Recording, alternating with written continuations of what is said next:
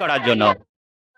Actually আমরা এখানে এসেছি, আপনারা ইতিমধ্যেই শুনেছেন, আমরা 3 থেকে 4 দিন এখানে অবস্থান করছি। আমাদের যে মানববন্ধন এবং শান্তিপূর্ণ কর্মসূচি, আমরা মূলত এসেছি আমাদেরকে যে স্বাস্থ্য মন্ত্রণালয়ের অধীনে নিয়ে যাওয়া হচ্ছে, শুধু আমাদেরকে না, অনলি ফর বিল্ডিং।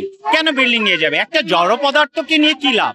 যেখানে প্রাণ আছে সেই প্রাণগুলোকে না নিয়ে আপনি একটা জড় পদার্থের দিকে ছুটে চলেছেন। কতটা আমাদের মগজ আছে আমার একটু প্রশ্ন তাদের কাছে। আমরা যারা কর্মদক্ষ, আমরা যারা দক্ষ আছি, আমাদেরকে না নিয়ে আপনারা শুধুমাত্র ছুটে চলছেন কি বিল্ডিং এর দিকে। মাননীয় স্বাস্থ্যমন্ত্রীকে আমি অনেক অনুরোধ করব যে মাননীয় স্বাস্থ্যমন্ত্রী, আপনি যেহেতু বিল্ডিং এর দিকে ছুটেছেন, আমি মনে করি বাংলাদেশের বেকার সমস্যা একটা বৃহৎ সমস্যা। বাংলাদেশের মাটি আর বেকারত্বের ভার বহন করতে পারছে না। বাংলাদেশের মাটি বেকারত্বের ভার বহন করতে করতে এরা ক্লান্ত। এরা যদি আজকে কথা বলতে পারতো, তাহলে এরাও হয়তো কথা বলতো, এই মাটি কথা বলতো যে বাংলাদেশে আর বেকার জন্ম দিও না। সেখানে আমরা দক্ষ শ্রমিক, বলা যায় যে দক্ষ কর্মচারী হয়ে আমাদেরকে বাদ দিয়ে দিচ্ছে। এটা কি কোনো কথা? আমাদের মাননীয় প্রধানমন্ত্রীর কাছে প্রশ্ন রেখে গেলাম।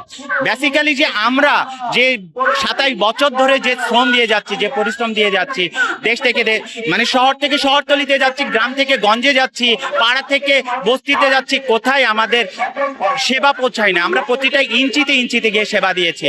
প্রত্যেকটা হতদরিদ্র মানুষ থেকে দরিদ্র সকলকেই সেবা দিয়েছে। আমরা প্রাথমিক স্বাস্থ্য আমরা চাচ্ছি আমাদেরকে যেন স্বাস্থ্য মন্ত্রণালয়ের অধীনে হোক, কিংবা আমাদেরকে হচ্ছে জিএলজিআরডি মন্ত্রণালয়ের অধীনে হোক, যেখানেই রাখুক, আমাদেরকে নিয়ে যেন রাখে। আমরা যেন সেই চাকরির আমাদের স্থায়িত্বটা চাচ্ছি।